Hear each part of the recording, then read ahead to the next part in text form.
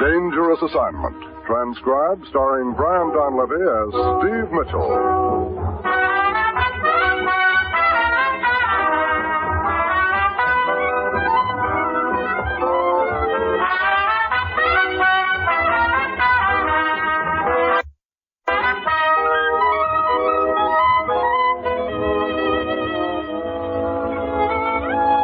Yeah, danger is my assignment. I get sent to a lot of places I can't even pronounce. They all spell the same thing, though, trouble. But when I walk into the commissioner's office, I don't realize that this assignment's going to prove that sometimes you can hit a home run with the swing of a rusty gate.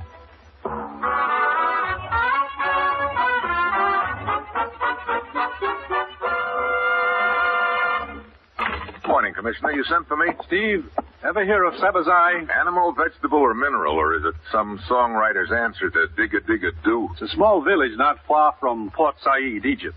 An American, Tony Sherwin, was found there in an alley last night, more dead than alive. Tony Sherwin, that sounds familiar. Diplomatic courier. He was on his way to Port Said with a very important document, Steve. A signed treaty. Oh? As you probably know, we've been negotiating with certain Arab leaders for some time in the hope of preserving peace in the Near East. Yeah? How are we doing? Our mission has been in Damascus for months, conferring with the leader of the Arab group, a man named Ibn Khazir. 2 days ago, he signed a treaty with us. The one Sherwin was carrying? Right. Now, it's missing. Well, look, Commissioner, can't we contact this Khazir again? Unfortunately, no. Ibn Khazir was found murdered this morning in Damascus. Uh-oh, probably by the same people who got to Sherwin, huh? No doubt. So what happens to our agreement? It's binding, provided we can recover the signed document. Check with the authorities in Port Said, Steve. They're bringing Sherwin to the hospital there. Port Said, right. Steve, the situation in the Near East is as dangerous as a grenade with a loose pin. We've got to get that document back, and get it back fast. The peace of the entire area may be at stake. Well, that's it. You've got your assignment. Good luck.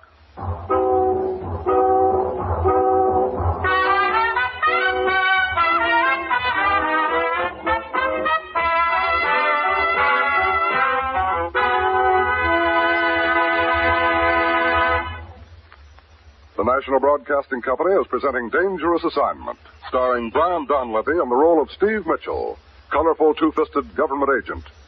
At all those places of the world where danger and intrigue walk hand in hand, there you will find Steve Mitchell on another dangerous assignment.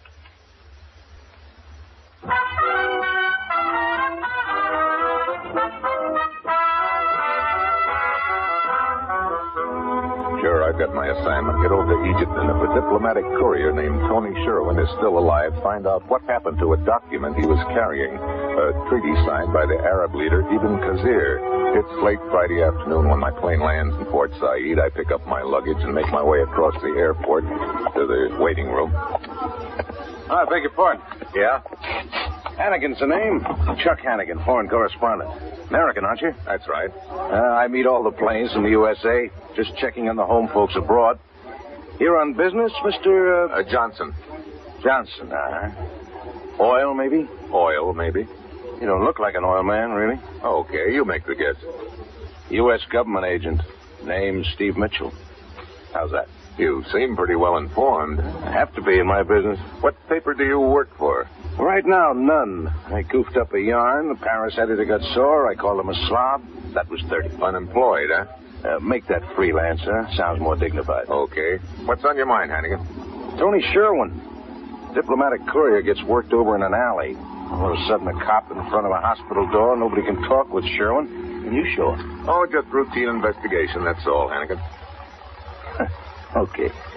Well, if it's just routine, you mind if I tag along? Suppose I did mind. I'd tag along anyway. Well, that's what I figured. All right, Bub. No sense taking 2 cabs. We'll take 1 and split the fare. I like you, G-Man. I like it.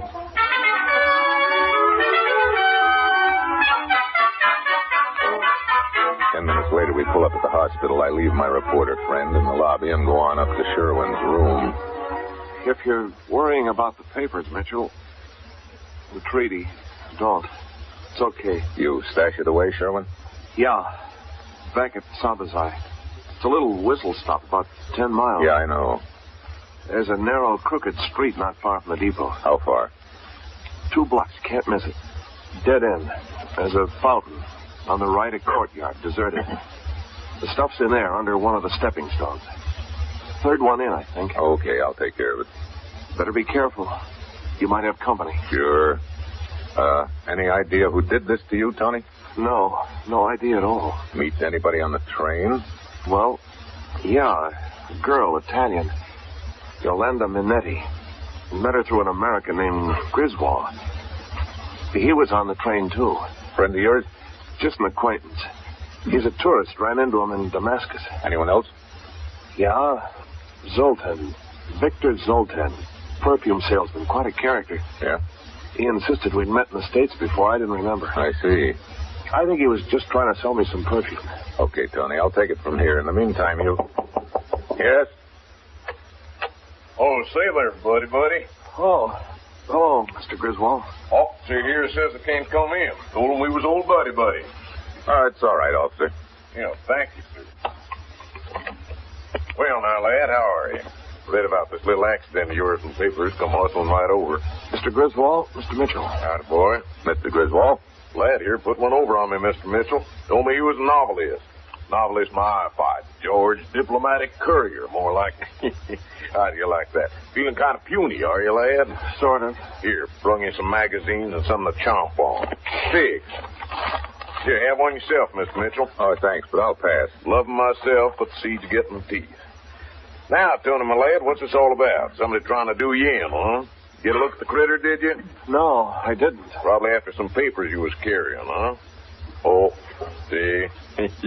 Guess I'm asking too many questions. It's a government matter, Mr. Griswold. You understand, I'm sure. Course I do.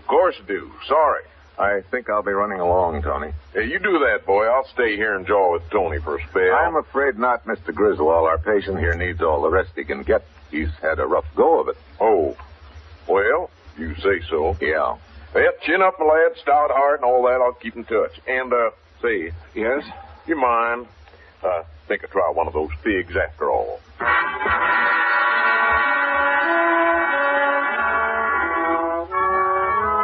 When we get downstairs to the hospital waiting room, I notice my reporter friend isn't around. Griswold and I go out on the street, and he wanders away chewing on the fig, and I head in the opposite direction.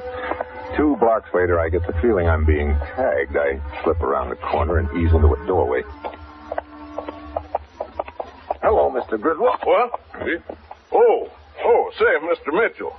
Give me quite a start, sir. I thought you were headed toward the native quarter. It's that way. I was. And then I run into... sorry, Mr. Mitchell. May I present my charming companion, Miss Minetti. Miss Minetti? How do you do, Mr. Mitchell? Sugarfoot here was on her way to the hospital to see Tony.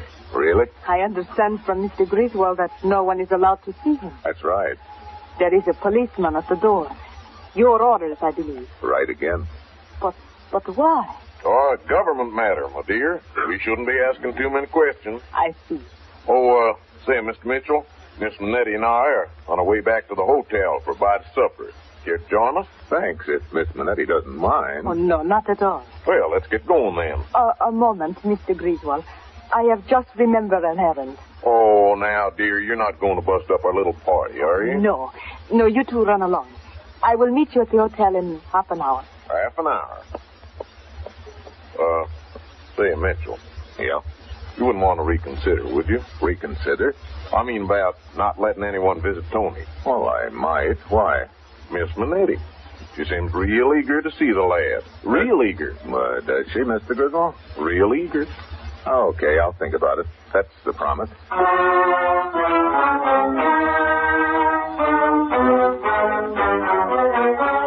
Yeah, I think about it all right, and I wonder why Miss Minetti is so eager to see Tony.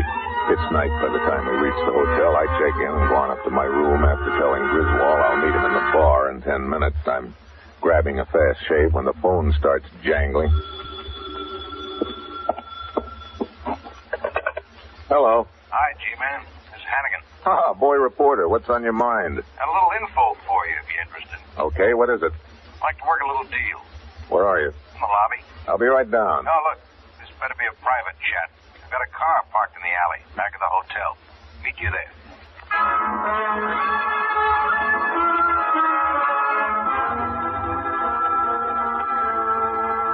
I ease out backstairs, and then just as I reach the rear entrance, something crashes down hard against my skull and I pitch head first. A stack of milk cans. I try to get to my feet, and that's when the number 2 punch comes in. Oh, that does it.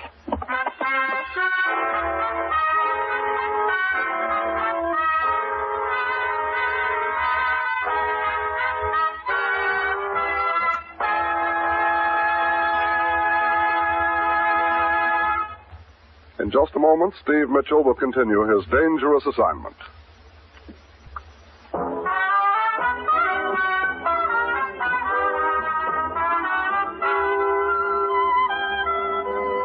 Now, back to Dangerous Assignment and Brian Donlevy as Steve Mitchell.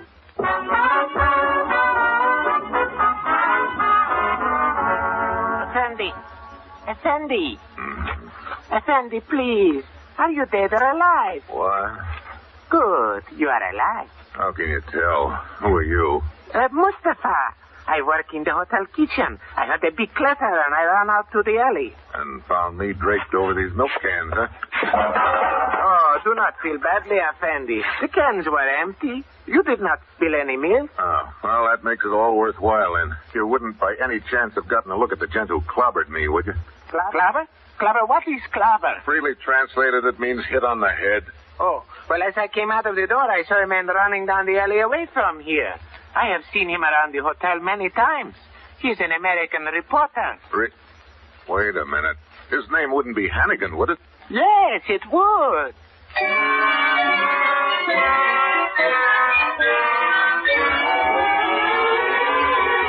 So all of a sudden, my friendly reporter friend Hannigan jumps to the top spot on my suspect list. At this point, it looks like the opposition knows that Sherwin has told me where the document's hidden.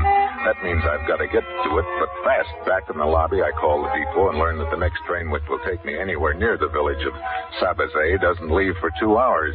That could be 2 hours too many. I decide to rent a cab or a car and go outside on the sidewalk and see if I can drum up one. Mr. Mitchell. Huh? Well, Miss Minetti. Oh, one of the reasons I wished to have dinner with you tonight was to speak further about the possibility of my visiting Tony Sherwood at the hospital. I'm sorry, Miss Minetti, but I'm afraid that... Yolanda, my dear. Oh, Mr. Zoltan. Really, Mr. Mitchell, I do not see what... Won't you introduce me to your friend, my dear? Mr. Mitchell, Mr. Zoltan. How do you do, sir? Mr. Zoltan? A dealer in rare perfumes. At your service. Yes, it is very nice.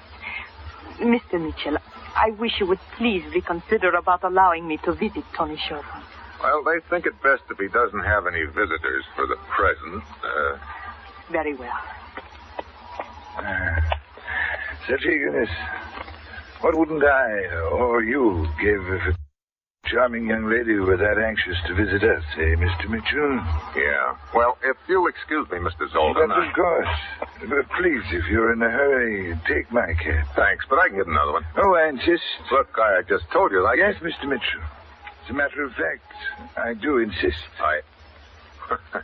You know, I kind of think that bulge in your coat pocket is a gun you're holding on me, Mr. Zoltan. Your presumption is entirely correct. So you're my boy. At this point, it would be much more accurate to say that you are my boy. Now, please, into the cab. I take it the driver here is your stooge. Quaintly put, Mr. Mitchell, yes. Hasim is a very loyal, if not too intelligent employee. Very well, Hasim. Let us go to a quiet little rendezvous where we may question Mr. Mitchell quietly.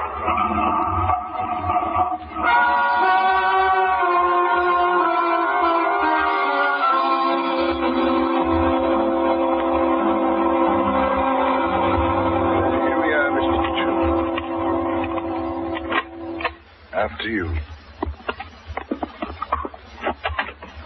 Oh, brother.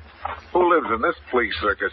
It is Hasim's room. I admit it is not perhaps in the best of taste or condition, yet it will serve our purpose. Hasim, you will please seat our honored guest.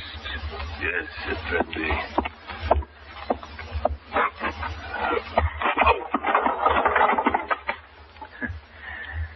Not exactly the polite way of seating a guest, Hasim. but effective. Look, you big ape. Mr. Mitchell, I strongly advise you not to hurt Hasim's feelings by referring to him in such uncomplimentary terms. He's quite sensitive. Yeah, I'll bet he has the soul of an artist. And, of course, he is doubly zealous now because he failed to carry out his previous assignment where you are concerned. You were inconsiderate enough to fall into a stack of milk cans. The noise attracted the attention of a hotel employee, and Hasim had to leave. It was Hasim who slugged me then, eh? All of which brings me to the point, Mr. Mitchell. And what's that? Tony Sherwin, diplomatic courier. As you know, he was carrying a very important document, one which, if it remains in existence, will create a situation in the Middle East which will not be favorable to those I represent. So your job is to destroy it, huh? Exactly. But, of course, first I must find it. And that is where you come in, Mr. Mitchell. Sherwin undoubtedly told you where he hid that document. Did he? Now, I'm sure you're intelligent enough to realize that the sooner you tell me where it is, the better it will be for everyone, particularly you. I'm sorry, Zoltan, but I'm not very intelligent about things like that. I feared as much. Hasim? Oh, hey, look, that document isn't hidden behind my jaw. But perhaps your jaw may be loosened enough to tell us where it is hiding. Hasim. Hey, if you think I'm going to sit here and... Mr. Mitchell? Mr. Mitchell? My, Hasim. I'm afraid you overdid it.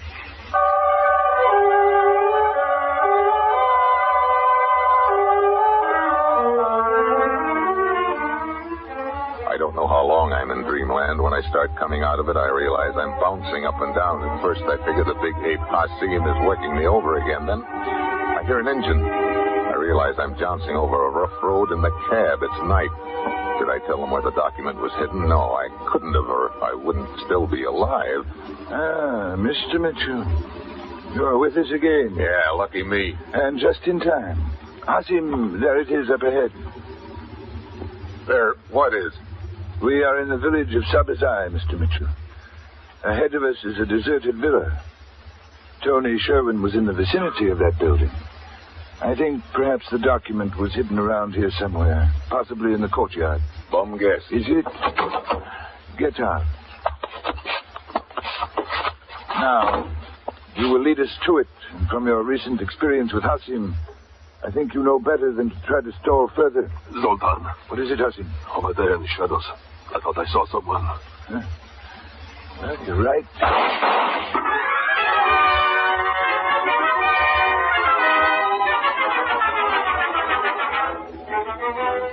Zoltan throws a couple of shots into the shadows. His eyes run off me just long enough so I can tee off and have him. No! I dive into the walled courtyard and slam the heavy gate just in time. I'm not sticking around to find out just who that was in the shadows. I reach the other side of the courtyard, pull myself up over the wall, and drop down into a narrow alley. I start pounding along it. Then, all of a sudden, an arm shoots out of the darkness and hooks me into a doorway. Hey, what? Relax. Well, Hannigan, the boy reporter. Were you the one Zoltan shot at a couple of minutes ago? Yeah, I followed you here. Looks like I had a few wrong ideas about you. Yeah. You see, when you were talking to Sherwin at the hospital, I spotted Zoltan hanging around. I had him pegged for a long time as a foreign agent. That's what you wanted to see me about in the back of the hotel, huh? Yeah. I got there just in time to see Hasim slug you and beat it. I followed him, and eventually it led me here, right behind the three of you. So now what? So now I've got to figure a way back into that courtyard. The document's hidden under the third stepping stone in from the gate, but Zoltan and his steward are probably watching it like hawks and... What is it? I just thought of something. You got a car? Sure, around the corner. Fast enough to leave their cab behind? I don't want to make a clay pigeon out of you. Oh, look, that crate of theirs is about ready to fall apart. There's no danger there. But what's the gang? Suppose you get in your car, gun down the street and out of the village. They think we're together and follow me. That takes them off your tail long enough for you to grab the document, huh? I hope.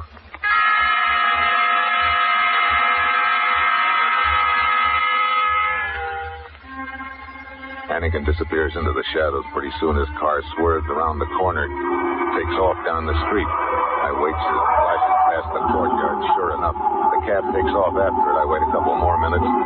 Then I work my way down the deserted street and ease into the courtyard. It's empty. I go to the third stepping stone in from the gate and pry it up. Yep, there's the document. I grab it, start to straighten up, but before I can, I hear the gate behind me creak.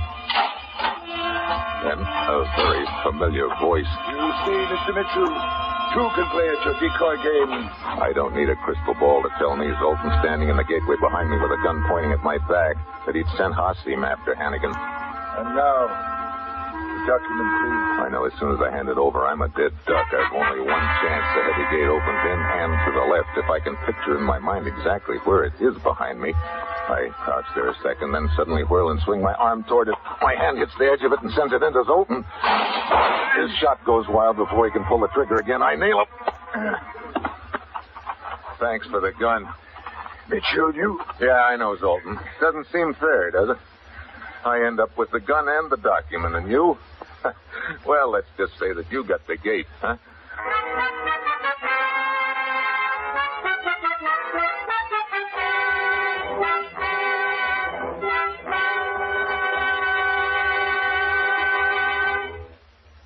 Our star, Brian Donlevy, will return in just a moment.